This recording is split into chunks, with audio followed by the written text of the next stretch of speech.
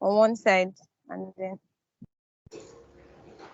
Now, how about now? okay, yes.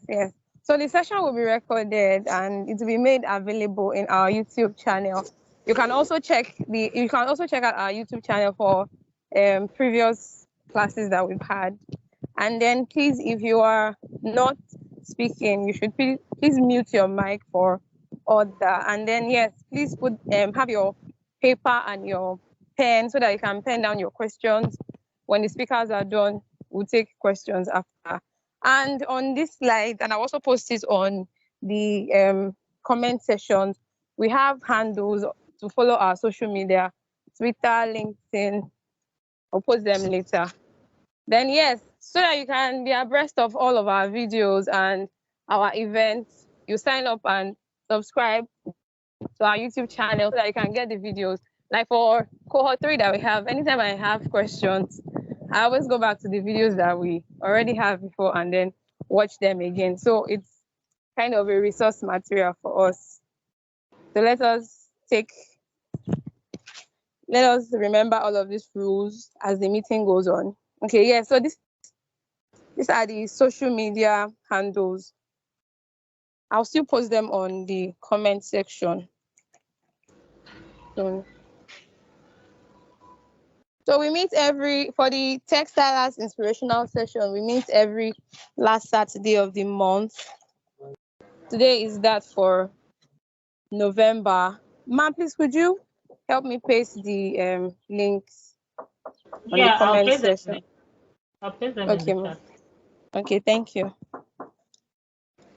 So today we have two amazing speakers that will be coming on to cheer us up and inspire us for today.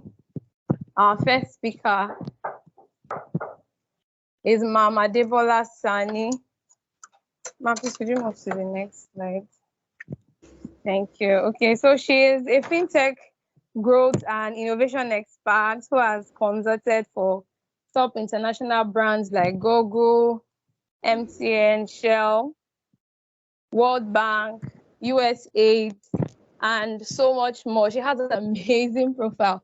When I went to her LinkedIn, I couldn't believe everything because it was so much to compound. Like I was thinking about it, how can just one person have done all of these things?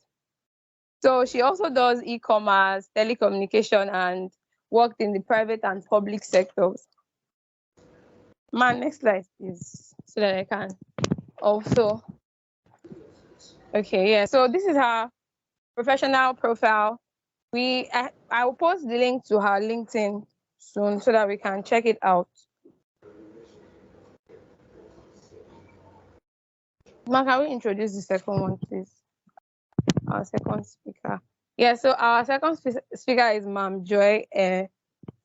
She's a dedicated and determined IT professional with drive towards addressing issues and providing best fit solutions. Ma'am Joy has an amazing profile on LinkedIn.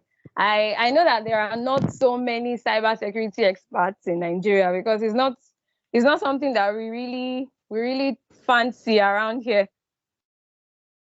We don't fancy it around. What we do so much here is data and the rest. So it's not easy to have a Nigerian woman like this that is taking up space in the cybersecurity world. It's an amazing one. So she's certified.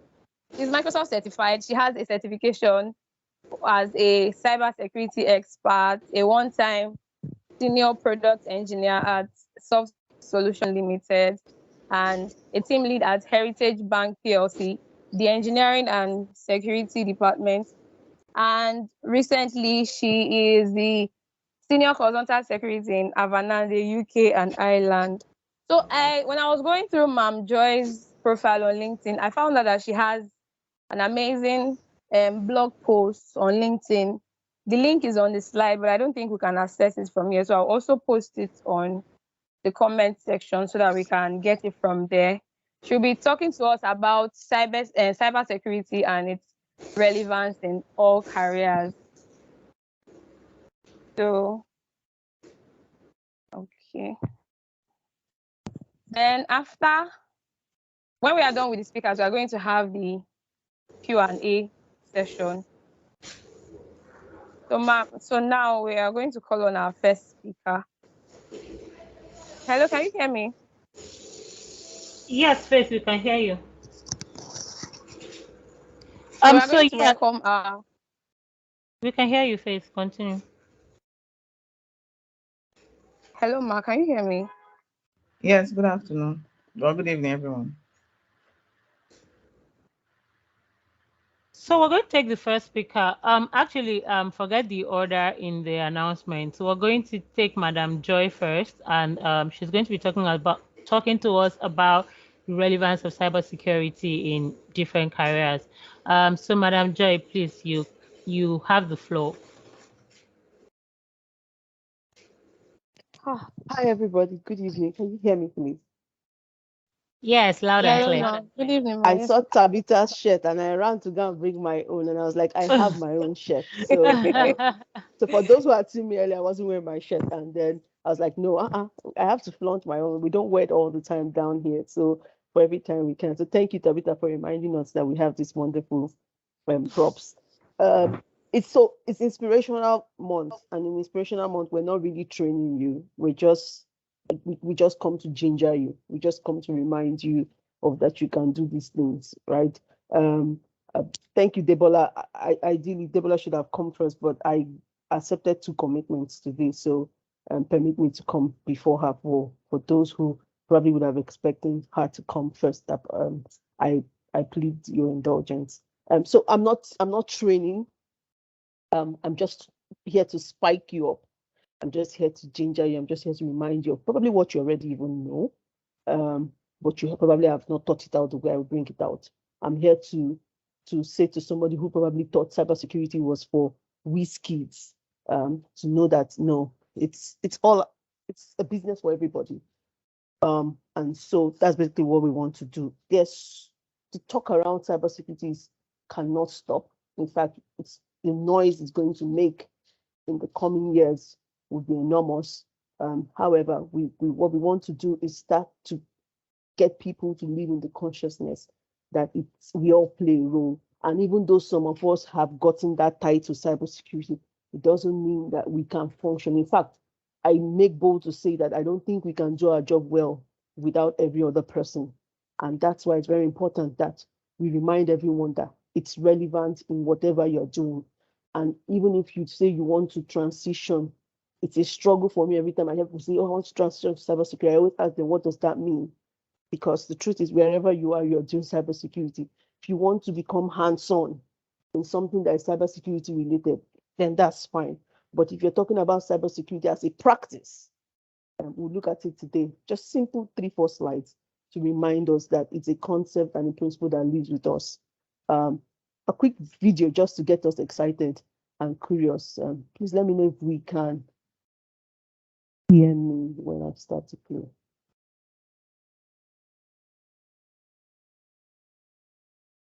Can we hear? I haven't shared the video, but I just want to be sure we can hear. Can we hear the video? No. No, ma, not yet. Might be a problem of my laptop. This laptop is giving me issues. So let's see. If it doesn't play, then oops, sorry. If it doesn't play, I'll just drop the links in the chat group. Can we hear the video? We can see it, but we can't hear the volume. Can we hear it? Usually, there's a way you have to play it Hello? for it. Can anyone hear me? Yes, ma. Yes, we can. We can hear you, but we can't hear the video. Good.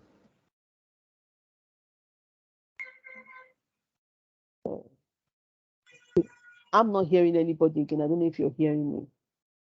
We can hear you. We can hear you.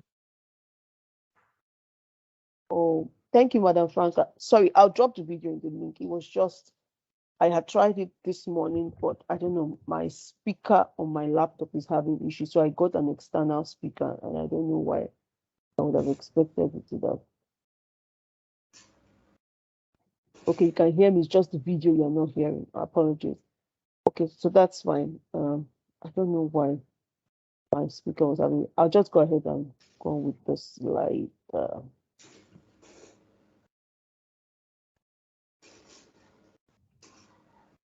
Let me know when you can see my screen.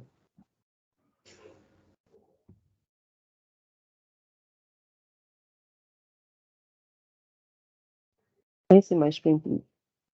Yes, ma'am. I can see your screen. Okay, thank you. It feels funny when you don't hear audible responses. So kind of that's the thing with virtual sessions. If it was physical, you could connect with people seeing them. So can somebody just mute and say go on, and then I kind of feel like I'm connected with people. Yeah, please go ahead. on. We can hear you. Mm. Joy, please put it Hello? on slide mode. Yes, you can put it on slide mode. I don't know why I'm not hearing anybody. See, you're hearing me. I can't hear. Ma, we can hear you. I'll drop it on the chat. Okay. Can someone just speak? Let me be sure I can hear now. Hello, Ma. Can you hear now? We can hear you.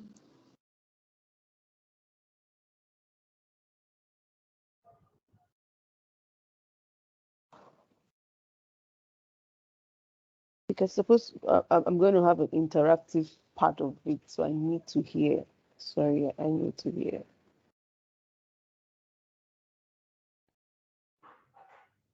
Okay, I'm hearing now.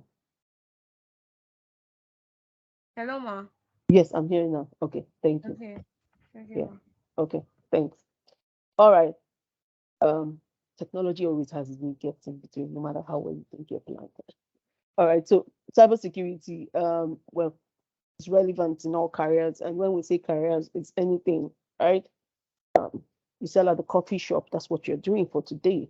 You know, sell at supermarket, you are a teacher, you're a stay-at-home mom. In fact, my practical, when I get to decide where I want to do a practical scenario and question and answer, my case study is a stay-at-home mom, because I believe like that's one of the most important jobs that we tend to commonize in the world today. We look at stay-at-home moms like they are not. So when you ask somebody the period where the person has been staying at home, the person captures it as not relevant when they're putting their work experience, because they feel like that work should not be in the CV. Meanwhile, they are one of the most busy people and relevant people, and that job is very critical. So I'm here to. Okay, thank you. Sorry, I was sharing it.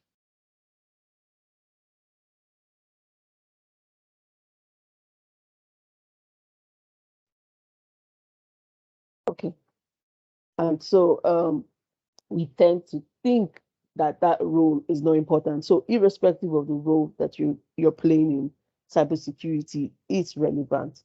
So what's cybersecurity?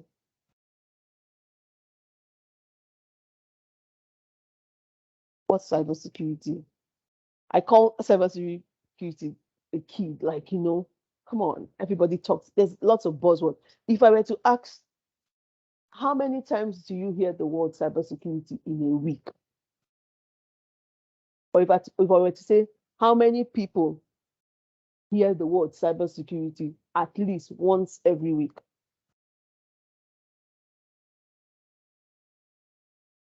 How many people? You can drop it in the chat. Like I said, it's we're not here to train, so it's an interactive session. It would be good to how many people? Oh, good. I'm seeing hands. Like that word, you hear it. Have you gone to Twitter and just go out there? I don't know whether it's because yes, we know that the artificial intelligence, takes our profile and that's what it brings up.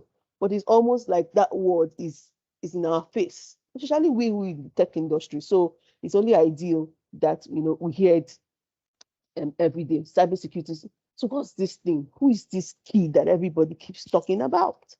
Cybersecurity. And a couple of definitions spread across. I just picked out these three because they called out the keywords that I wanted. Like I said, this is not a training, but we want to just bring some awareness into what cybersecurity and then show you how they match with what you're doing. So IBM said cybersecurity is the practice. Joy. Yes, please. Sorry, Joy, caught you. Please, can you put it on slide mode? I think we've Okay. been trying to. Yeah, thank you. Okay. All right. Please let me know if it's much better. Perfect. Thank you. Okay. All right. Thank you, ladies. Thanks. Okay. So cybersecurity, IBM says, is the practice of protecting critical systems and sensitive information from digital attacks. I intentionally highlighted the ones in red and the ones in black. And then CISA.gov says cybersecurity is an act of protecting networks, devices, and data from unauthorized access or criminal use, and the practice of ensuring confidentiality, integrity, and availability of information. And then one of the writers that I follow on Digital Guardian says it refers to a body of technologies, processes, practice to protect networks, devices, programs, and data from attack. If you look at those three definitions, you can tell me one keyword that we keep seeing appearing. I'm sure we can see the word protect, protect, protect. Protect keeps coming at us, and then we keep seeing data too. And then in some cases, we see unauthorized access, we see attack, we see digital attack. So if I asked you your own way with what you see here to define cybersecurity, please enjoy the chat room. Like I said, it's an inspiration session with my train. So please get the chat box busy. I can't see, or get it busy by dropping what you understand by cybersecurity. When I talk to people, I always say, I'm not one of those intelligence students in school, so I don't like cram and pour, all those, when they ask you to define, they start to. So please enjoy. There's no right and wrong when we do things like cybersecurity and technology. It's understanding concepts. So feel free to just express yourself in the way you understand it. There's no definition, but with what you're seeing here, let's explore. Let's keep the chat box busy by saying, this is what I can define cybersecurity to be. So for me, it's protecting information, protecting data that exists in the cyberspace. For those who have started their career, you will know that there used to be what we called information security. All of a sudden, I feel like information security has been pushed to one side and everybody's talking cybersecurity. I don't know who feels like that. But information security used to be very important. It used to be the fancy guy in every organization. And that's what even brought about the whole CISO and everything. And then all of a sudden, cybersecurity just came and boom. And why? Because the world has become global. Now, it doesn't mean that internet just appeared. It's just that we now have more presence on the internet. We now have more people on the internet. And thanks to, the pandemic, everybody began to see the importance of how we are connected globally. So those are the things that brought out the importance of cybersecurity. And so this practice began to make noise as much as we're hearing it now. Some of the noise that we hear, you're going to hear things like, oh, about 42% of small business owners have no cyber. You keep hearing all this kind of noise around cybersecurity. You keep hearing businesses that are under attack. You keep hearing how businesses, when they're impacted, it takes XYZ time for them to come. You keep hearing some businesses don't have budget. You keep hearing things like phishing, social engineering, compromised devices, credential theft.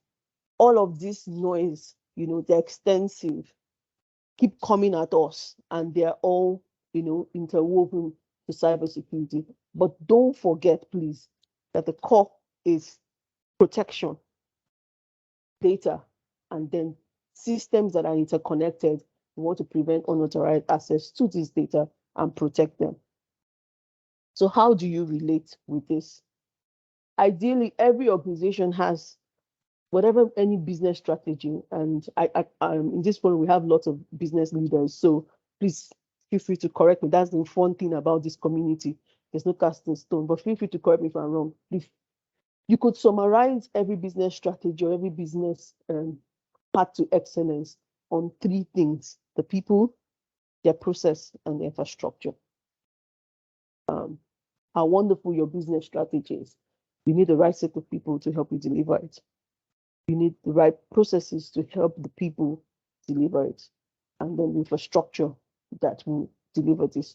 So it means that irrespective of whatever you're doing and whatever field you are, you fall into this bucket. You as a person who's working for an organization, or who owns a business, or who owns an idea, or who is delivering a service, you are an entity. and then you deliver these services through processes, or you work in this organization and deliver your deliverables and tasks by following through certain procedures, or you own this business and you are driving your business strategy and selling your business strategy to the people who work for you and telling them to move through this business strategy, through this process. And then for you guys to deliver, you have built an infrastructure, leveraging technology, okay, to help you achieve this. So first of all, this is how you relate, because you are in this pathway. You kind of relate to how you function in an organization or a business, right? Any questions?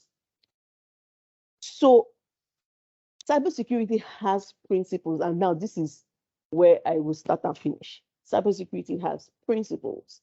So remember, we've talked about the definition and we've looked at what it is. It's just simply protecting data, protecting systems, protecting information from digital attack. Because this information now exists or can be accessed from anywhere and exists in this world we call internet, it's very important that we protect it. Back then, it used to be information security because organizations would have their own data center. And I'm sure we have different age groups in this community right now connected to this session. And for those who have been in the system long, you will know that back in the days, when computers began to come into it, people just had their local area network, and that's where it is. Everything resided there. So yes, there was a need to protect, information. There was a need to secure information. But as we began to connect those systems to external networks, that's what brought about the whole concept of cybersecurity. And then that buzzword began to grow in recent times because of the whole pandemic that has made the world. So if you Googled and tried to say where was the first cybersecurity attack, you see it was way back in 1980s. So cybersecurity or cyber attacks did not just start in the 20s, but the noise that is bringing out is because of how much we are now aware of our interconnectivity, right? So cybersecurity has principles. And so these principles is what you need to carry in whatever career path you're in.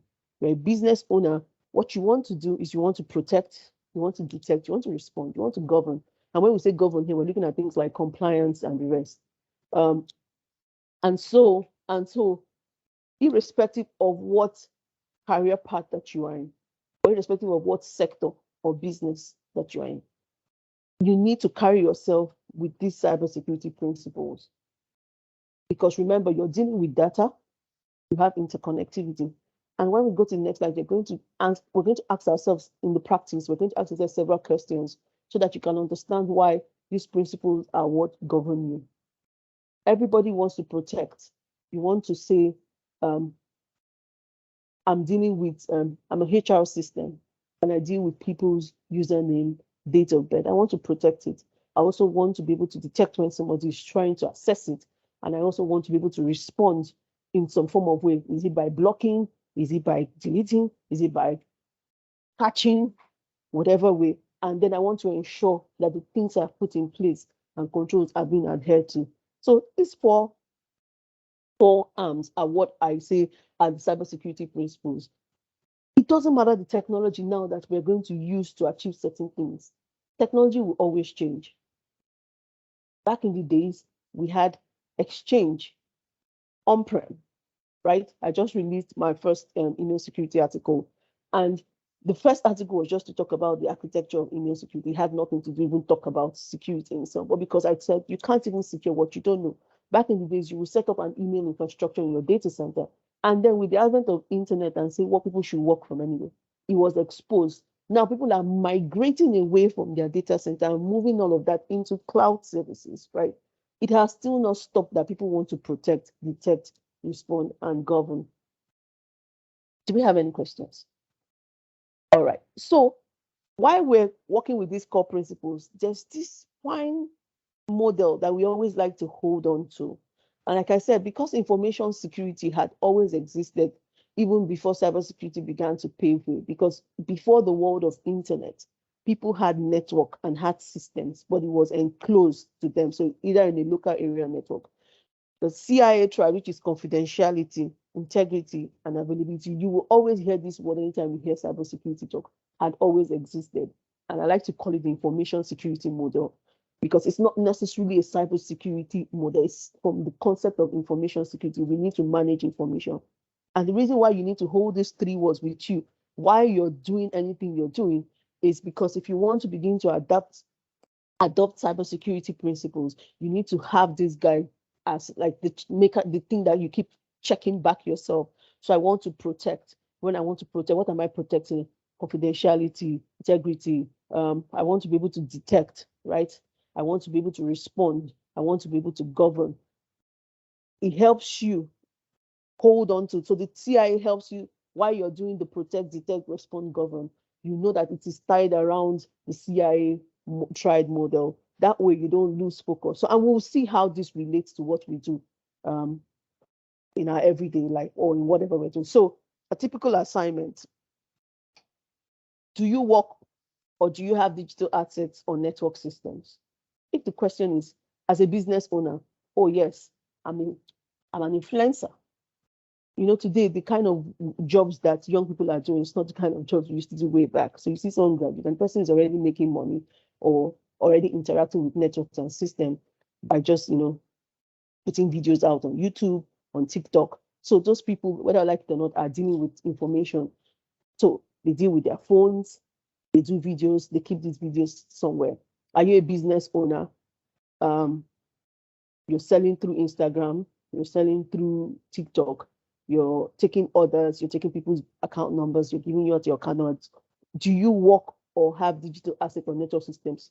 If you can answer this question, you're getting closer to see why it's very important that you're already practicing or you're already imbibing cybersecurity. Do you work with data? And what is data? Exchange of information. You take people's name. I'm sure some of you fill the form, the textilers form, right? So textiler is taking your data, and textilers will tell you, I'm sure they put a privacy statement, what they'll do to your data, how they process that data, how they're going to use that data, and they're keeping that data also in a secure place, right? And what type of data do you work with? Is the data to be accessed by everyone or designated people?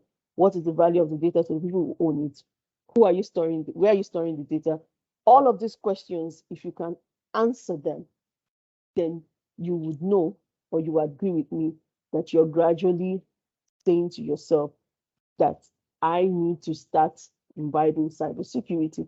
Because if we go to our first definition that talked about, it's a practice where we protect data, where we protect information, where we secure network and systems. And all of this is a yes, yes, yes for you. Or even if it's one that's a yes, it means that it's very important that you know that cybersecurity is relevant to you. It means that there is a need for you to protect the information that you have. And so protect, respond, detect, govern. It's now important, or should imbibe, or is already even imbibed in what you do. So let's get this practical. Who thinks they're not in IT wants to give me the kind of job they do? And let me show you, let's use you as a case study and talk about how you're already practicing cybersecurity if you think you're not. If you don't have anybody, I'll give you an example of somebody, of typical human being today, who feels like, oh, cybersecurity is not in what I do. And then I'll show you how it's in your everyday life and how it's irrelevant. Does somebody want to do this? Or is everybody here IT savvy in an IT career path?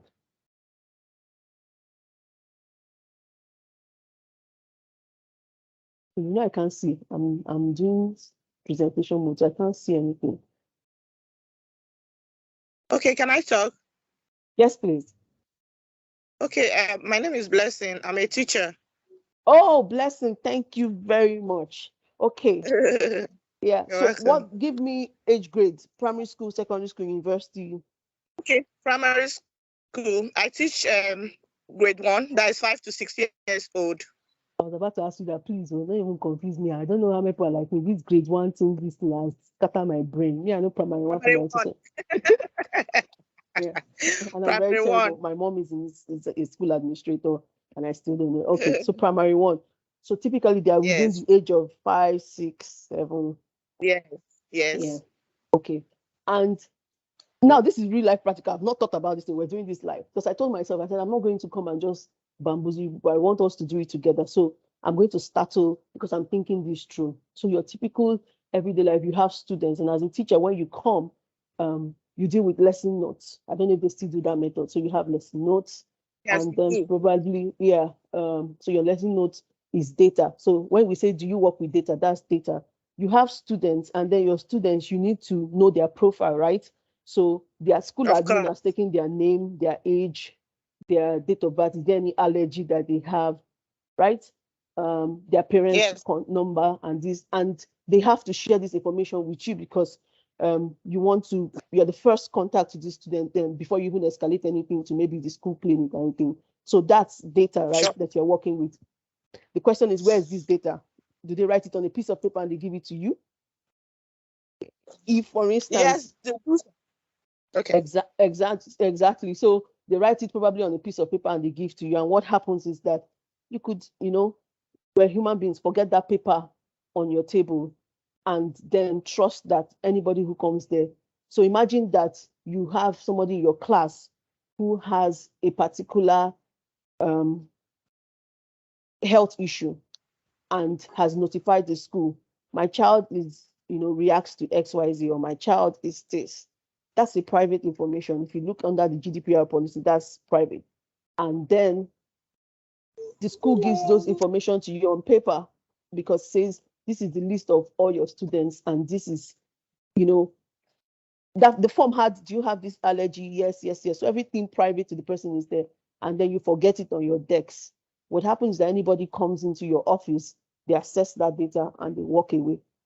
So as a teacher, how do you add cybersecurity or show the relevance?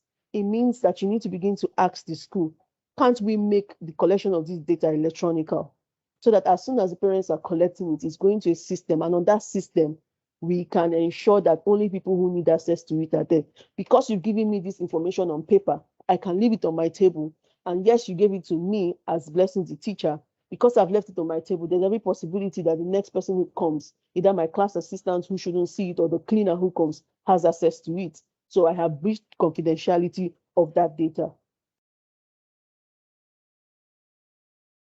So you have practiced cybersecurity by just letting your school know that the way you collect data now should change. The practice at which you guys collect information from parents should change. And where you store that information should also change so that the access to that information can be secured and you can ensure that it's confidential. Okay. Now, at this point, you don't necessarily have to leave teaching. So when I see people say, oh, you don't necessarily have to leave teaching, by the time you start to practice this, you are already leaving the cybersecurity part. If 5 years down the line, you want to leave teaching and you want to go into project management, right?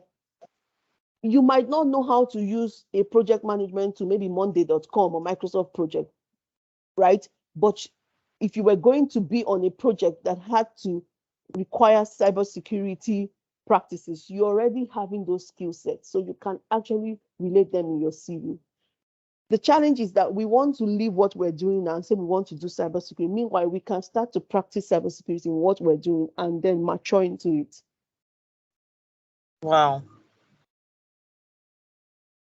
So you want to do, trying to think, student, trying to think with my son. Ma, please, are you still sharing your screen? Because we can't see it. Or Yeah, I am. we can't see your screen.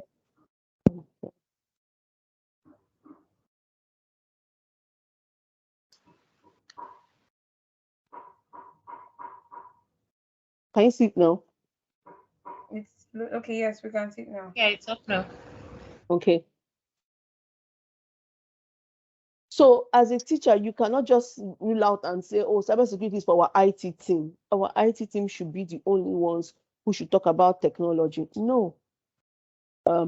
As a teacher, you can begin to practice cybersecurity from the amount of information that so you deal with data. For instance, during the pandemic, how did your school still keep teaching and learning? Okay, we're doing online learning. When you say online, did you have like a learning management system, or you were using WhatsApp, or you're using Yes. Zoom? Google Classroom. Good. And Google Classroom, what it meant was, while you took the training, the children had to do assignments. How were they submitting their assignments? You still submit it inside the classroom, then you mark and return. And you thought everything was done inside that system, right? Yes. Exactly. And I'm sure that what the IT people went further to do was, your class teacher A, in order to ensure that this assignment was legit, or that this assignment, when you graded it, nobody could alter it. You were probably giving access to only your class. You couldn't see other teachers, students' assignments, and they couldn't see yours. Yes. And that's where access control comes. And what's cybersecurity? You want to ensure that only somebody who's supposed to have access should see it. So you find out that you're already practicing cybersecurity. You don't necessarily have to leave the education system. What am I saying is, if you have a passion for teaching, you can be an ambassador of cybersecurity in your institution. Now, if we look at statistics, it says there's lots of small businesses, they don't have budget for this. So your school might never have somebody who is the cybersecurity person. But you who have the flair for cybersecurity, but also have the passion for teaching, you become the ambassador of cybersecurity in your school. So you begin to be the one who tell them about cybersecurity awareness. Now, because you can teach, you will convey this thing better than even a Joy, who probably doesn't like to teach, who doesn't like anything academics, and I might struggle to create a story that can relate. For someone like you, imagine you building a cybersecurity story for students and how to communicate to them to be secure online. So a teacher would recommend that you spend more time understanding what are students doing today. Students are always online. As a teacher who has flair for cybersecurity, have you found out the kind of controls that can be put on YouTube Kids? Have you found out the kind of controls that we put on Minecraft? So you don't necessarily have to now go out. So at the end of the day, you could now make recommendations. You take Minecraft as an application, you look at it. Okay, this Minecraft that lots of children are now into it and playing. How do we secure Minecraft? Because your parents, they have Minecraft education. You probably are even recommending some of these applications for parents to buy or subscribe for their students. But then you now bring the cybersecurity part to say, parents, when you subscribe, this is what you do. You go here, you put parental control. You go here, you restrict chat. You go here, you do this. That's you applying cybersecurity principles, protecting, securing, ensuring governance on that application that you have recommended without having to leave your teaching profession. I don't know if I'm making sense. Yes, you are. Who else wants to give me another career path? Wow. Let me give you one that I like to talk about. A stay-at-home mom. A typical stay-at-home mom will say, I have a boring life. I'm here raising children. And then every day she goes online, she sees videos about cybersecurity. She's inclined to it, but she's like, I'm not working for now. But guess what? In her house, she has CCTV camera, right? And if you ask that mom, why did you put CCTV camera? She'll tell you, oh, so that I can see what's happening around my house. Probably, I can know what is happening here. So good. If it is about seeing and knowing, right, alone, it means that you want to make sure that nobody alters whatever recording is happening. But how many people know where their CCTV footages are stored? They're just excited that they set up cameras and probably they're in their car, probably they travel, and then they can connect to the dashboard and they can be seeing their house from somewhere. But they haven't asked themselves, where is this data stored? So something is recording my whole house right now and it's keeping the information somewhere. Where is it? Where's that data stored? So if you look at these boxes I put, you will see that, do you work with data? For a stay-at-home mom, her answer should be yes. Because she might be asking herself, I don't work. You work. You're at home. You're taking care of your kids. So you're working. And you have, do you work or have a digital asset? Yes, you have CCTV camera in your home. You have a phone that you put the app and you connect to the CCTV camera to see what's happening in your home. So that box will be yes for you. Do you work with data? Yes, the footages are data. Because when it records, it keeps it somewhere that you go back to even replay. It's data. What type of data do you work with? So in this case, CCTV footages, images, videos. Do you want that data to be accessed with everybody? Probably just you and your husband. You don't want the helps. You don't even want your cousin or sisters when they come around to be able to change because You want it to just be you and your spouse to have access to it. So it means that you don't want it to be the generic admin that the guy set it up with. You want, when they finish setting it up, you want to change the password and put a password that is known for only you and your husband. You're already practicing cybersecurity. You don't necessarily need to cry that your life is boring, you feel that you're a stay-at-home mom. You're already practicing it. And guess what? If you do 3-4 years as a mom and want to go back into the system, you can have a lovely CV like this. So I drafted a nice CV for a mom. And I've said, I'm a stay-at-home mom. I'll call myself a cybersecurity compliance officer. And I'll put my work office as Emedom's residence. Yes, I worked as a cybersecurity compliance officer in Emedom's residence. And these are the kind of job roles that I did. I was responsible for the access reviews of CCTV infrastructure. I developed data retention policy for the CCTV footage. I involved in data classification for all the departments. What are the departments? Your security man is a department. Your house help is a department. Your children is a department. I developed process and policies for physical security and access control. When you tell the gate man, lock the gate at 7 o'clock, you're developing policies. You're already practicing cybersecurity, being a stay-at-home mom. Am I really adding value to this session? Yes, ma'am. Thank Yes, you you. so much. Yeah. A lot too. Very well. Yeah. So this is why I'm doing this, is for people who even think that they necessarily She's need to taking be your a... video now. Oh, sorry. For those who necessarily think that they need to leave what they are doing to now say, oh, I want to go into IT. When I hear it, I'm like, what are you doing? You can practice it there and grow from it. Because the truth is, if you take it back, permit me to just digress a bit. If you go to the meeting, for instance, and you're looking for a job, the recruiters, when they come, what they're doing is they're matching skill sets. The recruiter is not going to ask you where Emedom's residence is.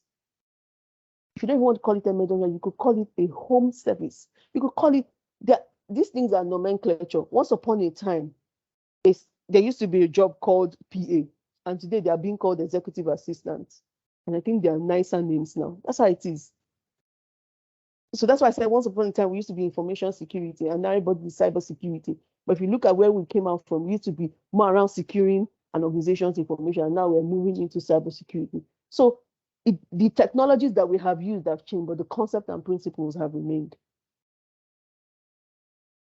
So as long as you can fill these matching boxes, take for instance somebody who is a UI UX person. The person will tell you, "Oh, I'm UI UX. I don't know. I don't code. I just review." And I'm like, "Good. Today, would any application that needs to go out without including how people can have multi-factor authentication?" No, it's now one of the requirements, right? So as a UI UX person, when you're testing if an application interface, if the buttons are at the right place, you also want to know how easy is it to navigate to where the second factor authentication. I've gone to applications where, because I know it as default, if I download an application I need to use that has sensitive information, the first thing I want to do is activate my second factor. And to find where it is difficult. It means that the person responding for UI UX did not think about security. The person had no thought for security, because if the person understands that we need to worry about that because of this, our application is going to be collecting sensitive information and we want people to be able to enable two-factor authentication, we need to also think how easy is it for them to get to that tab. If I'm a UI UX person, you're already practicing cybersecurity because you're thinking it. So that's the governance around it. On that note, I want to say thank you, because I can go on. I'm looking at time. Thank you so much, ma'am. Yeah. So if we have any questions, please.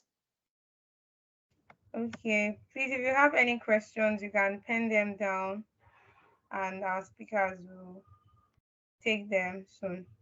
So we are going to invite our second speaker now. Okay, Faith, we have one person raising her hand. Rinrex. Oh, okay. I think we'll take the questions after Okay. the second speaker is done. Okay, I hope that's fine. fine. Oh, sorry, Tabitha, I would be leaving, so I don't mind taking any question quickly. Oh, okay. Okay. Okay, So can you please, go ahead? you can unmute and please take your question very quickly so that we can continue.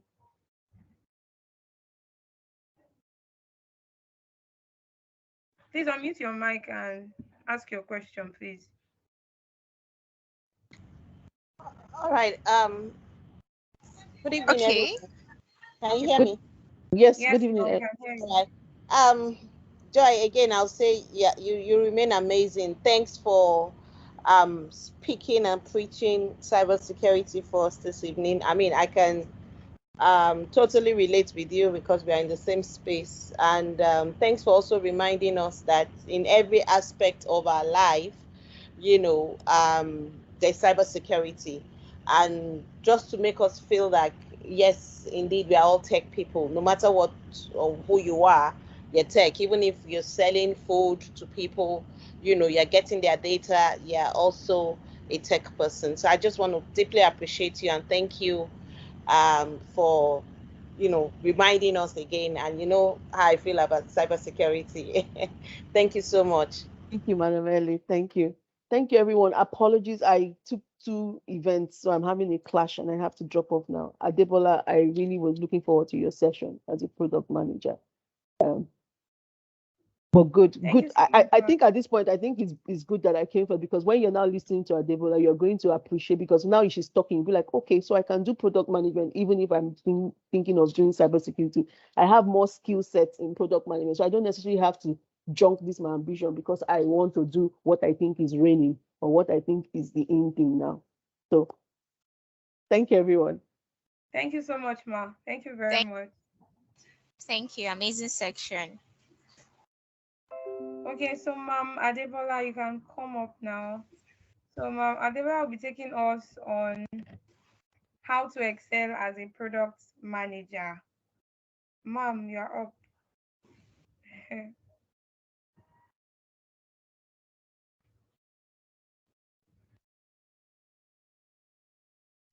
All right, good day, everyone.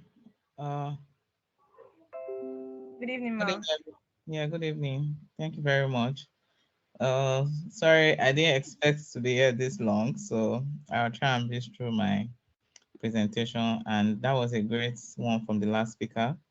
I think I learned a lot also. And now you can easily relate cybersecurity to what you do every day. Can everyone see my screen? Yes, Ma'am, I can see your Yes, screen. we can see your screen. All right, thank you. So I'll just go straight into it. I know you've already spoken about us. So I'll just ask, who is a product manager? Does anybody have an answer to that? Maybe one or two people quickly before I move on. Sorry, you can jump in if you have an answer to that. Okay, so I'll jump in. So when you hear product, I just think of goods and services. So if you say a product manager, I mean, I'm just saying this as layman. So if you say a product manager, that means someone that understands the integrity of goods or services. I hope I'm right. Thank you. Yeah, thank you, Ellie. You could be right, yeah, but there are a lot of things to have to do with products. So I decided to just show you a diagram that kind of captures some of the things about who a product is. So in the concept of a business, a product manager is a multidisciplinary role, yeah, in between multiple functions. So for example, during the last presentation, they mentioned a UX person, that is a user experience person. Then of course we have tech people like the developers and code, then we have the business people that talks about the Naira and couple, the sales people, the marketing people. Then at the intercepts in the middle of all of these people is where you have a product manager technically. So who is that product manager? So product manager can be someone you can manage a physical product, like earlier said. It could be someone that just is driving the growth of a specific product. But the general concept about what it means to be a program manager is that someone that is persistent, basically. A program manager is a driver, someone that doesn't give up, someone that believes in, oh, this is the goal that we're trying to achieve as a business, and is going to keep trying to achieve that goal and even surpass the goal. I will not give up just because of one or two failures along the way. Now, in the product life cycle, the person that owns the journey at every stage of product, it's the person that is a product manager. So you own the product from the beginning to the end of the product. So be it a physical product, a digital product, right? Then the person is also a strategist, right? People that strategize around, okay, how do you grow this business? How do you grow this product? How can it meet up with the needs of the customer? How are we adding value to the customer? How are we adding value to the business, right? Like I said, it's also a multidisciplinary role, just like I showed you. And the product manager is also a team leader because you also manage other people. So imagine you're in the middle of lot of roles. You speak with developers, you speak with UX people, you speak with cybersecurity people, you speak with the business people, the sales people, the marketing people, you speak with customer care, right? You're in the middle of everybody and you listen to everybody. If you're a team leader in your role and you're a customer advocate, as in that customer advocate is very important because what it really takes to be a product manager means that you are building a product for a customer. So let's use the physical product. You want to make a juice for the customer. You're not going to make the juice outside the customer. You will want to be able to relate to the person that wants to drink that juice, allow them to test the juice, allow them to know that this is the kind of juice you want, right? Is it orange juice? Is it mango juice? Then you're able to get feedback to say, oh no, people don't like this kind of orange juice. Let's tweak it a bit. Let's add another flavor. Let's mix it with mango. Let's do this. Yeah, and you do that by listening to the customer, knowing what customer wants, then interacting with your design team that is designing the bottle, the production team that is mixing the content and all of those. So the portfolio manager engages across board and it's also an entrepreneur, right? Then of course, stakeholder management is very important because when you're meeting or talking with a series of people and you're coordinating or trying to engage different people, that means that you have a lot of stakeholders you need to work with, of course, and that makes you a collaborative person. So and technically in a lot of companies we call product managers silent heroes of innovation. So that is they are constantly open to change, basically, because innovation means you are driving change, right? You could use technology to drive innovation, but the biggest idea about innovation is the change. That is, you're able to change, you're not constant. So we are not producing the same bottle of Coke every year. We're doing something different. That is innovating. So yeah, you keep engaging your customer, you keep innovating, you keep ensuring that customer continue to utilize your product and they continue to see value in your product, right? So that's what a product manager is. So by Jeff Bezos, I just want to throw this in: be stubborn on a vision but flexible on the details. This is very important because as a product manager, one of the key things you do is to set or contribute to the product vision. And that means that that vision is what drives everything that you are going to deliver, right? Now, so this is a typical example of how you create a vision to which client, who is the final client? Are you building for an housewife? Are you building for a developer? Are you building for a market woman? What product are you building for? Whose? What product are you solving? What's the name of the product? Is it a product category, right? And what are the key benefits, the reason to buy your product? What differentiates your product from your competitors? And what is your key differentiator, basically? This is a way, this is how you drive the vision of your product. So you've agreed that this is the problem we want to solve. There are different ways to solve a problem. It is how you solving it. Let's use an example of Uber, for example. I want to solve transportation problem, right? Danfo drivers and Uber, they're also solving the same problem in a way, but they're just using different strategies to solve it, right? But the goal is still the same, right? So the vision is the product manager is the driver of that vision. They set and contribute to that vision and they ensure that the vision remains, right? And then the product manager also manage ideas and feedback. Imagine in a business you want to let's use the Uber example. When they were conceptualized to say, okay, we want to build this app that can allow people to book their ride, right? Lots of series of ideas would have come in, and you can imagine some people would have said, why would I want to share my car with other people? That is impossible. That is just outrageous, right? So by this diagram is expected to Peter Thiel that came up with this concept, right? You have good ideas, you have things that seems like bad idea, and you have a sweet spot. There are a lot of ideas that they are not, you think that they are not good ideas and they look like bad ideas. The Uber example is a typical example of before now, people would have said, I can't just pick somebody. I can't just go to somebody's house. Am I insane to just go to somebody's house? It's just not possible. Or even think of it like Airbnb, where you are renting out your house to people, you're giving out your house, and people are like, it can never happen. How would I have someone on my couch? A few years ago, before Uber, and by the time, but before Airbnb, and by the time Airbnb was coming up with that idea, I'm sure a lot of people would have said, you must be out of your mind to think that the world will ever do what you're preaching, right?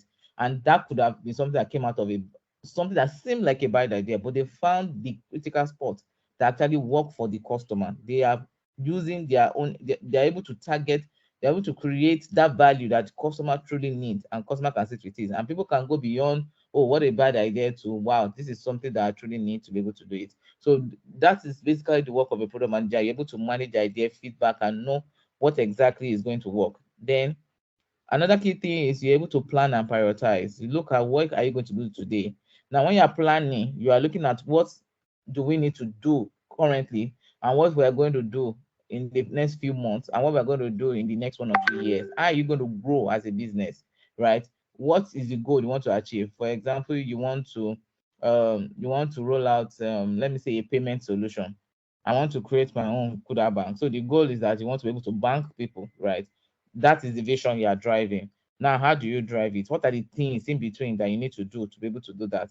First of all, what are you going to do? Are you going to have an app? Are you going to have a bank partner? Are you going to become a bank? Are you going to get a license? Those are some of the things that you do. Are you going to design how the customer will interact with your own digital bank? You know, you are now going to be able to put all of these plans and prioritize as a product manager to say, this is critical to this, and these are the things we need to put in place. And how quickly can we go to market with the most viable product so that we can quickly iterate and test and come back to and keep planning. So these are some of the ways a product manager will do. Then they build the roadmap, just like I said. So they build that journey to say, within now and 5 years, these are the things we are going to do. This is how we are going to grow. And they continue to improve that roadmap. They continue to look at it after 3 months, after 6 months, depending on the structure of your organization. You come back to look at that roadmap. Yes, we want to be able to build a house within the next 5 years, right? What are the things that are you doing today? You're able to put that plan and you're able to prioritize part time. These are the things that the product managers actually do.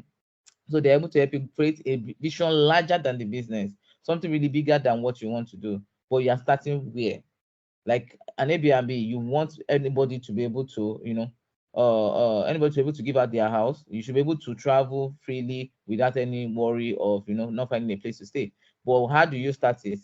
What are the steps in between? That means you're going to find people that are going to put their house. You're going to find people that actually want houses, those houses. You're going to find people that are traveling to other places. So there are a lot of things in terms of the planning, but you're strategizing in terms of what is current, what is mid-term, and what is more long-term. And the product manager is able to create that journey and see that roadmap to say, this is where we are going to be, and this is how we are going to get there, right? Then, of course, they lead the product execution, which is a continuous process. You plan, you execute, and you deploy. Then you go, everything keeps going in circles. By the time you design, you build, you test, you come back and you deploy again.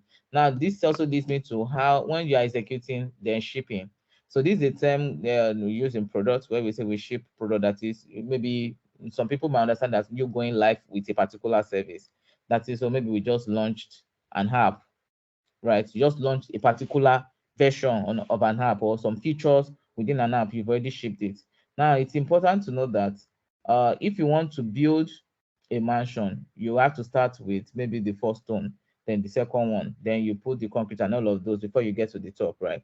So in products, it's similar, because if you want to build a great product, you have to first look at what do your customer needs today. Then you start to build and you start to ship out features, products as it relates to the customer. And the most important thing about product manager is understanding that if whatever the idea that you're building is not going to work, the earlier you fail, the better for you, because the faster you fail, the faster you can learn and you can move forward. Now, because a lot of people think that failure is a bad thing. Failure is actually a good thing because you are learning from failure. Failure is actually giving you that step for you to learn quickly and fail. So the faster you can fail, the better you can learn, and the better you can innovate to provide the real value your customer needs for you to get to that point that customers are able to give you feedback. They're able to know that this is what this product does, right? So this step is very, very important because it's continuous. You get the feedback, you ship more, you get the feedback, you ship more. So that's similar to when you maybe even get an iPhone, then you see another update, you see an upgrade, right? You get a notification that an upgrade. There's always an upgrade because there's feedback and there are more things to actually add value to you as a customer. So those are some of the things that a product manager do. And this is by Deep. This is what's that as a product person at LinkedIn. A great product manager has the brain, must have the brain of an engineer, the heart of a designer, and the speech of a diplomat. Now, this is very, very true and very important. And why it is that as a product manager, you're managing a lot of stakeholders. They are not tech people. They're not just tech people. They're not just business people. They're not just UX people, and they're not just your customers, right? So, how do you relate to a customer? How do you communicate what you are informing a customer to a developer? The customer just says, I want to be able to book a ride from my app.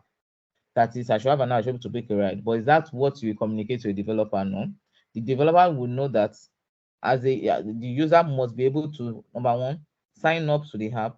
The user must be able to see his profile. The user must be able to see the available cars. The user must be able to book the car, must be able to see when the car is on the way, the distance. Those are critical details for a developer, for him to be able to build. Now, there are more things beyond that, of course, for the developer to know in terms of design. But from the customer point of view, I just want an app to do this. The product manager is communicating the same thing to two different people. So the product manager must be very, very great at speeches, at communicating, at selling the dream that is building to customers. Then as a PM, right, you need to be able to think about the product from all angles. You need to see it and not be myopic, and you need to be open critically to feedbacks from people. It is very essential because if people don't give feedback, that means that you are acting up building a great product. The earlier you get the feedback, the earlier you can make critical changes to your product that will drive you to that key product that your customers really want. You need to understand what your users need and what they want, which is very important. What do I need? Because you might say, I just want to build a banking app. There are too many banking apps. What makes them different? Why will a user use this app over the other? Why am I using Alert? Why am I not using Kuda Bank? There must be a reason, right? So what do your own users want? What do they need? And how do you communicate that to them? So make sure your product meets those needs and wants, because that is now even that also feed into your branding, which talks about more of your positioning. If people know you for this value, then you will always know that when they come to you, that's the value they get. When you get to Airbnb, you know that you always find houses in any country that you want to go to, right? When you go to Uber, you know that you always find a taxi, right? So you are actually communicating something to your users. You're able to understand what they want and you're building what they need, right? Now, another thing is that you have to be able to communicate clearly with all stakeholders, because remember, as a PM, we said you have multiple stakeholders, and and the communication to each of them differs based on what you want them to do. But irrespective of that, when you are communicating, you need to be able to communicate clearly to all those stakeholders that everyone is on the same page.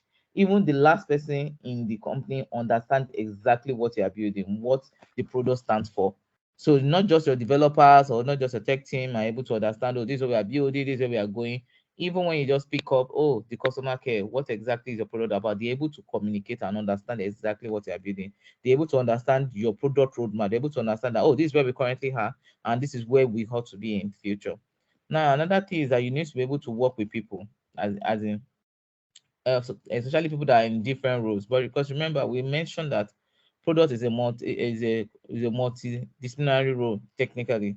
So you should be able to interact with an engineer. Yes, we always say engineers have some kind of behavior or a way of work that is a bit different from every other people. That is fine, right? But as a PM, you need to understand that. I need to be able to relate on that level.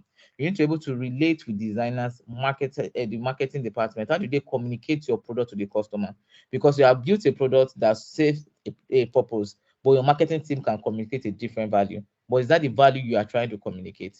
Are they speaking to your right target audience? Are they speaking to your customer? So when they're talking to the wrong set of customer, that means that your product is not actually adding value, right? So you need that. You need to be able to communicate even to your customer support team, right? So this ensures everybody needs are met at the end of the day. So remember, there's also a relationship with all of this. If you call a bank hotline, they call their customer care department, they're able to understand that oh, you are banking with the bank. They're able to understand that you have a card. They're able to understand that. Imagine if the product team that builds the bank applications for processing payments are not all in sync. That is, the customer care do not even have any information about it, and you call them, they're like, I don't understand what you're talking about, right? But as a product manager, you are meant to ensure that everybody within the chain understand clearly your product and how exactly it works, so that they can add value even to you and to the business and even to the customer. Um, so as a good product manager, you must be open to feedback. Make sure that your team is on the same page as you. Be able to listen to your customer and stay connected to them. Then of course you are not afraid of making mistakes. This is very important because a lot of people get discouraged. Maybe you're trying to build a product and maybe you first time you launch the product, people do not use it, right? Due to whatever reason or the other, which is a good thing. The most important thing is, what are the feedback that you got from the customer? Why didn't they use that product? What was the limitation that they were facing? How can you improve that, right? So you must be open to that constant feedback and not be afraid to fail. Because if you're afraid to fail, then you are not ready for this, right? Then you have to work on your strength and build on your weakness, right? This is very important because remember we said product management is a multifunctional role. That means that you are experienced majorly maybe in one key role or the other. So some product managers are very experienced as a tech person. Maybe they were a developer, then they transition to product management, or maybe they were even in marketing and transition to product management, or they were even maybe a business analyst and that person transition to being a product manager. So that means you already have a key skill that you're experienced in. Then you must still have that you must still be able to relate and be able to engage people that have other roles and other skills that you need, and you must be able to make all the strategic decision based on the feedback that you get, right? So if you have your strength, you must be able to know which kind of work that will help with your weaknesses. How do you see value even when you know that it's a weakness? How do you add value to the business? How do you add value to yourself? How do you improve on that in a way? How do you know your team's strengths and weaknesses, and how do you help to manage that? So these are the things that is important. So it seems like the product manager is doing a lot of things, but remember, the product manager also have a team, right? So in some departments or in some companies, you have a product marketing manager that focus on some things in terms of communication. How do you communicate about the products, about the brand, and stuff like that? In some departments, you have a product technical manager that is maybe more proficient in terms of tech, maybe because the product manager do not have that kind of tech background, but it's still able to communicate with the tech team and needs a technical product manager to be able to drill that the conversation home to the guys. So do that would be as a result of you trying to work on your weakness. That's how you will need a product technical manager. So these are some of the things that you could do as a product manager.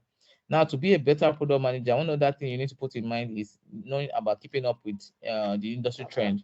So you need to be involved.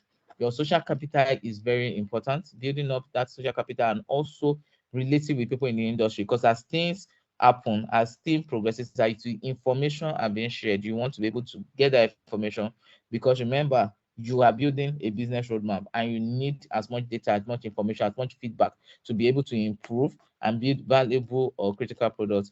Then you must be prepared for criticism. So you should not think that because only you is saying that you're getting a product, that does not mean that everybody is aligned with you. So you must be open to this. But remember what we said about stakeholder management, as we able to manage your stakeholder. You need these people to be on your side. You need them to believe in your product. You need your team to be able to work with you to achieve the goal they are trying to achieve. You need to learn how other teams do things so that you can adapt your own process and procedure. You need to be able to stay up to date on relevant technology, right? And you can do that by reading books, articles. So this is also important because a lot of innovation in a lot of companies is driven by technology. And if technology is driving your innovation, that means that you need to be out there. You need to have as much information to help you make decisions. So how do you get that information? How are you able to process that information? How are you leveraging on that information to help the business grow and to help your product become better? These are some of the things that you will also need to put in place. And most importantly, you must know that as a product owner, you are a problem solver. You must be able to think outside the box. You must be able to come up with solutions to problems. So you want to, so for example, you want to be able to build a product that solves immigration problem, right? You have to be able to come up with solutions. How are you able to do that? Right. You want to build a product that allows customers to be able to access cash in rural communities. How are you able to do that? Right. We have a lot of agents left, right, center now, and everybody is saying, oh, you can just walk up to an agent, but the agent is leveraging on a particular product that is helping them collect cash or manage their cash process. How are you able to do that? How are you able to innovate? How are you able to think outside the box? Right? There are some issues that affect customers when they go to agent location, they use their card. A product manager is thinking that, how do I solve this problem? What are the steps I need to put in place so that when somebody is going to an agent to withdraw money, it will not have any friction. It reduces any obstacle in you being able to access cash. So these are some of the ways that you think outside the box. Now, the solutions are not mostly always there, are not mostly obvious, because if everybody is building a product that is obvious, then you are just another product in the market and you are not adding any value, because customers have variety of that, and that means you are not able to grow. But so that is what speaks to having good ideas and looking at ideas that others think that is a bad idea, right? So write great documentation. So you need communication, like we said, is very important. So whatever you are documenting needs to be precise. Everybody needs to be able to read and understand it. So your entire team needs to be able to look up to you and be able to um and to be able to see value by being able to understand what you are communicating, how you want them to do things, and how you want the direction you are trying to put the business or the product into. Then you need to be vocal about your ideas. So you can't be conservative and say, oh, I said it and I've moved on. No, you need to be vocal about your idea. You need to be responsible, because for whatever it is you are building, you are designing the roadmap, you are building a company's product. That means you are helping them to generate revenue, make money. So when you're building a product that is not viable, that means that that business is not going to grow and they are not going to be able to survive. But if you're able to build a product that have that product market fit and is able to generate revenue, that means that you're helping the business grow. So you can imagine how Google has transitioned over the years from just a search engine to you having YouTube. That is, and if you look at the way their structure is, you see that they work with a lot of product manager that is innovating, coming up with new ideas, which lead to newer products. I think recently they changed their Google My Business to Google Map. They're able to infuse it into Google Map in a different way, and that must have been based on feedback from customers and see now they can add combined value of multiple products into one major value driver. So you need to be vocal about your idea. You need to be able to create new features, because you need to be able to scale the business. So yes, I'm able to use your platform to send money or collect money. Then what else? Because after some time, everything tries to die down, right? So, it becomes enough. Then the other people doing it. Then what else? How do you remain relevant? How do you ensure that the user experience, the design of whatever the customer is using to interact with your product is solid, and you're always innovating, you're always adding value, you're always getting feedback, you're always improving. So these are some of the things that product managers actually do. So and I'm going to tell my presentation. So people think focus actually means saying yes to the things that you've got to focus on, but that's not what it means at all. It means saying no to the hundreds of other good ideas. Steve Jobs. So this is also very important, because that was what I mentioned earlier. When you get a lot of ideas from a lot of people, everybody is trying to add value to what you're building.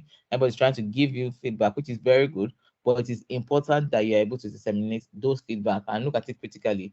Which direction are you going as a business? Which of this feedback is valuable to what you are building, right?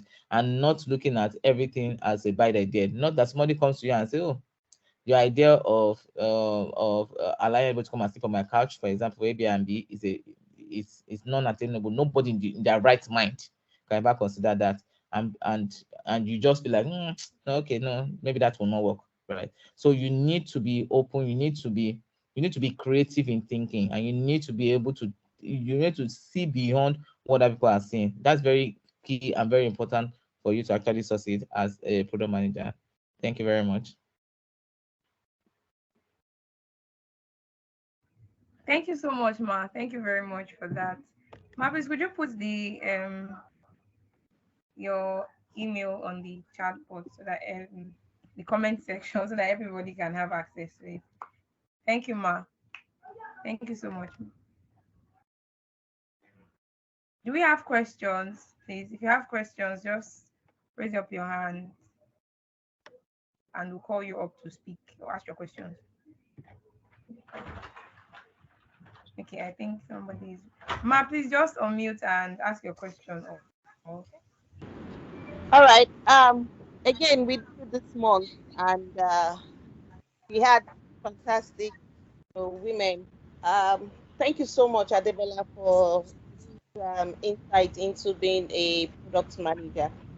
Um, During your presentation, you talked about how a project manager is like an engineer, like this, like that. The person has to understand every areas. Can you give us an insight of how you were able to get to that level? I'm sure initially it was tough because you need to know what the UX UI guy is doing, what the DevOps guys are doing, what the products, what the market is saying, even the customer service and all of that. So how I mean, is it an easy journey to navigate all of that and become an expert that you are? So please, can you share a bit about that? Thank you.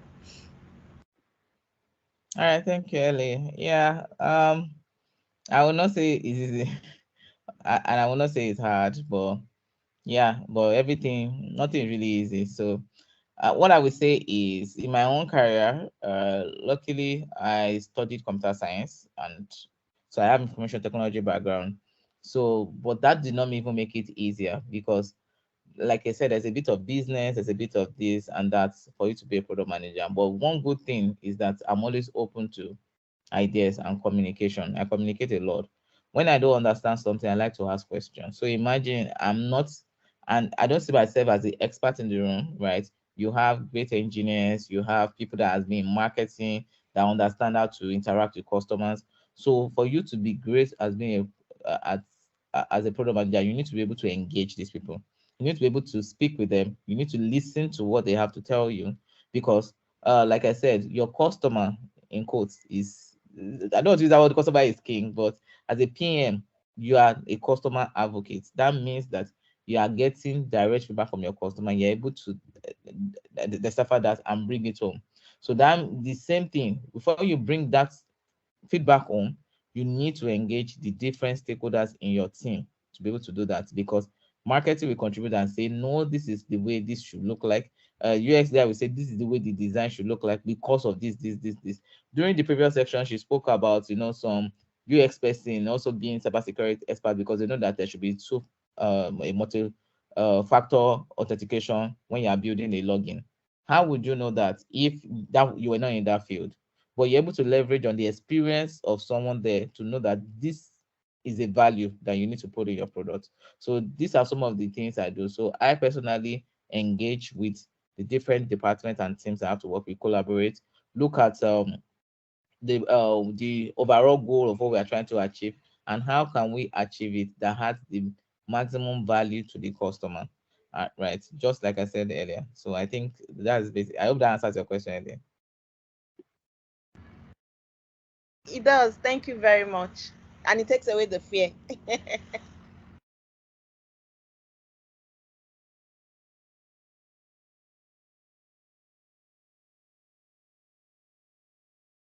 Hello, can anyone hear me? Okay, all right.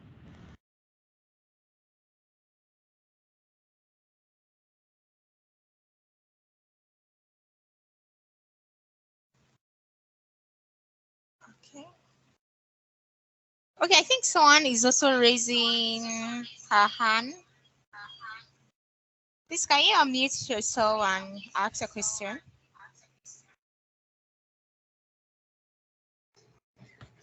Good evening, Ms. Adebola. Good evening. Good evening. Thank you for the insightful session and for wrapping up this about 2 hour talking less than 45, 30 minutes, 45 minutes, because I mean, I think it's a lot condensed into this discussion that we've had. I also want to ask, is there, so Joy had mentioned the fact that a lot of times these things are nomenclature.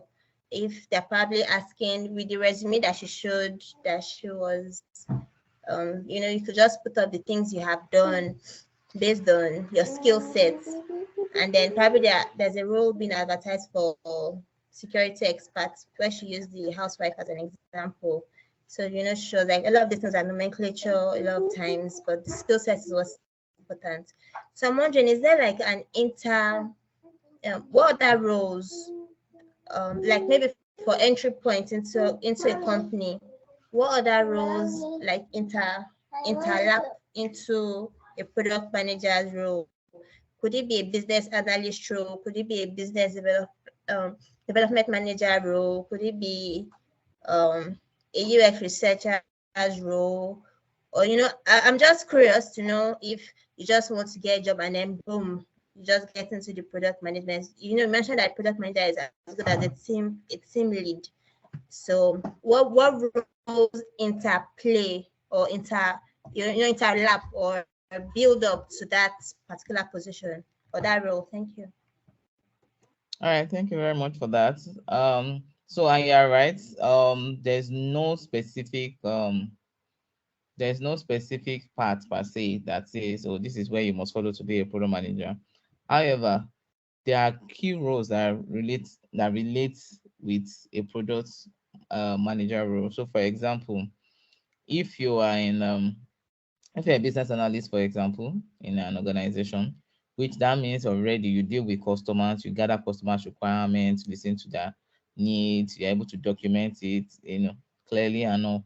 So you already have like one of the skills you will need to be a product manager in that way. So you can grow in from being a business analyst to being a product manager by just improving those skills, right? Because it's not just about the documentation, it's about you also being proactive, you owning a product journey, just like I said, because most of the time, like a business analyst, you have told them, oh, let me gather this requirement, let me understand what my customer is. But beyond what your customer is telling you, there are some goals that you are seeing. There are some things you're able to see beyond just the level your customer is saying it. So as you are listening to the customer, you are saying that, wow, even though this is the problem, that means I can solve it with this. Let me give a typical example of that, right? When your customer comes to meet you and say, oh, I have a problem that I'm not able to. So let's say maybe your sales force in your company, you're not able to manage your sales team properly, and your problem is, how can I just manage my sales team? I just need something that can allow me make sure that I am seeing everything they are doing, I'm understanding everything they are doing. As a product manager, that seems clear enough in a way. As a business analyst, you are going to be talking more to the customer and say, okay, let me understand the requirement, documenting it. Are you telling me that this is what you want to do? But as a product manager, you are thinking beyond that problem. You are thinking beyond what he has told you and thinking beyond things that they didn't say, right? Because if you are saying that you want to be able to manage your sales team, that means that you need a dashboard. No matter what do your salespeople even really do? What are those things that you need that you want to track? What kind of data do you need to be imputed or to be visible to you, right? Now, managing the sales team, what does that really entail, right?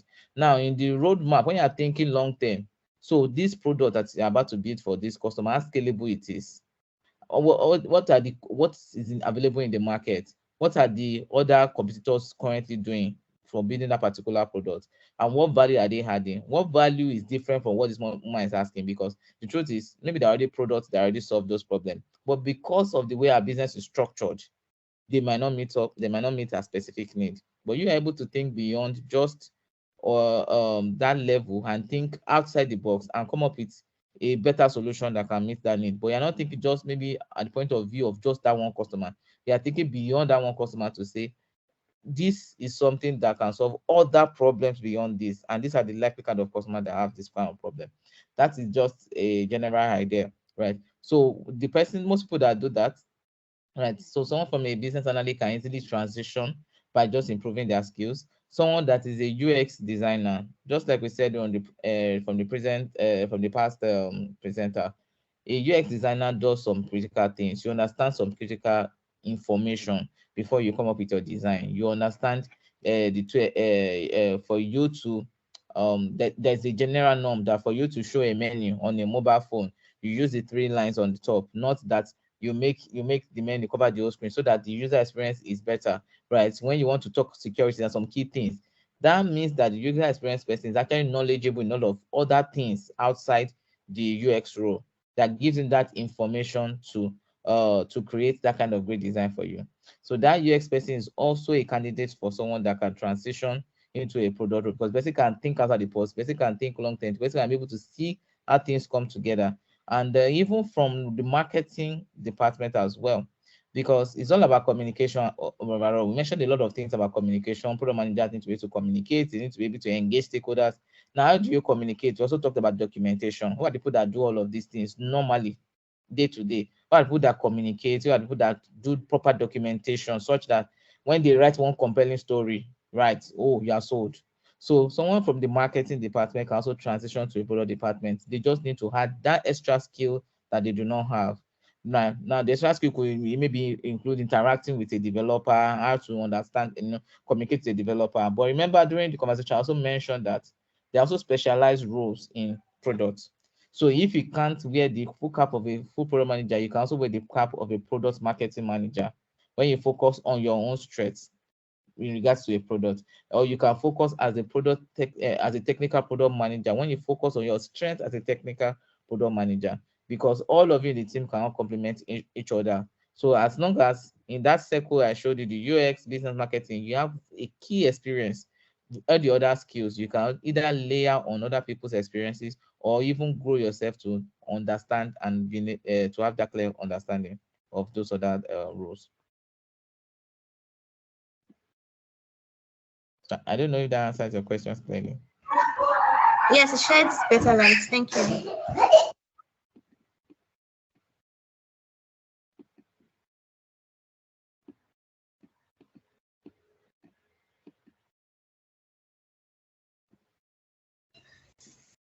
So do we have any other person with question?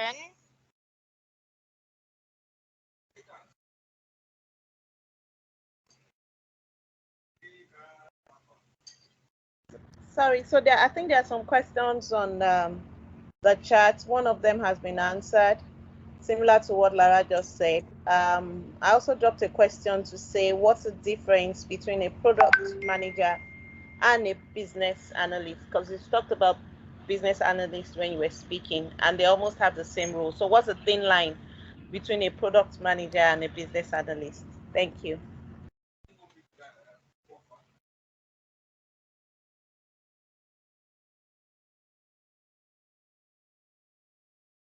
Oh, sorry, I was muted. Okay, Helly, thank you very much for that.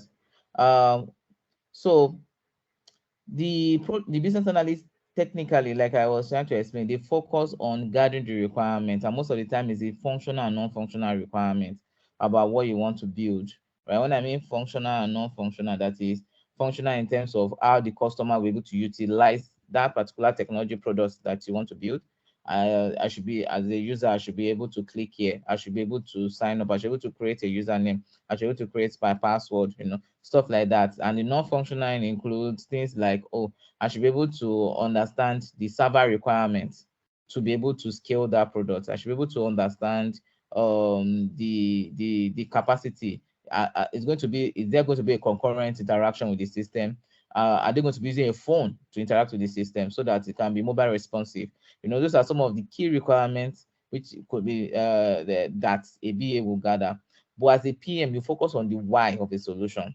You are not focused on you are not really focused on those nitty-gritty that the business analyst is more concerned about. You are focusing on the why. Why did you build the solution? What are you building the solution for? So yeah, more strategic in your own thinking than a BA would be. Niyala, that's fine. Ellie. That's perfect. Thank you so much.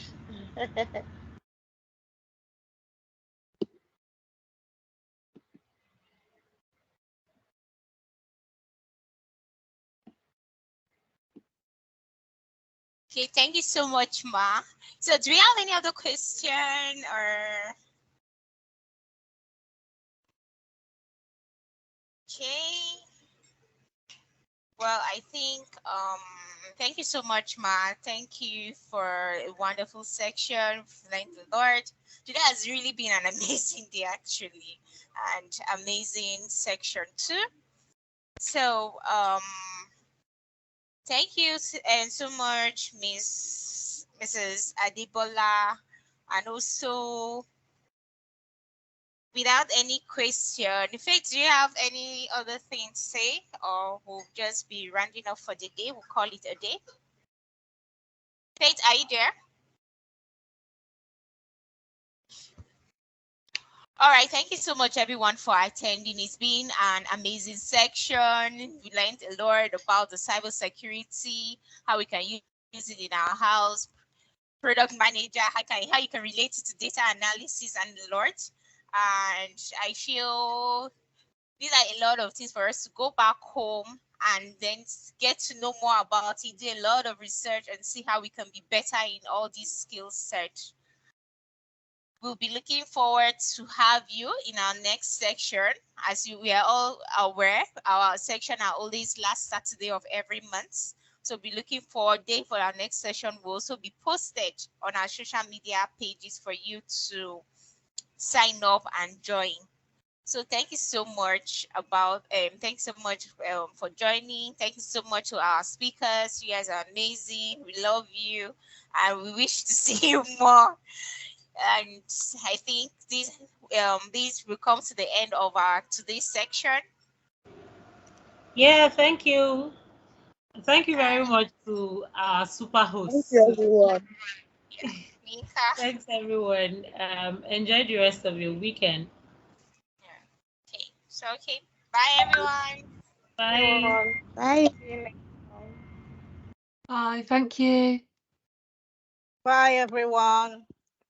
Have a great weekend. Thanks, Adebola. Thanks, the moderators. Bye-bye, everyone.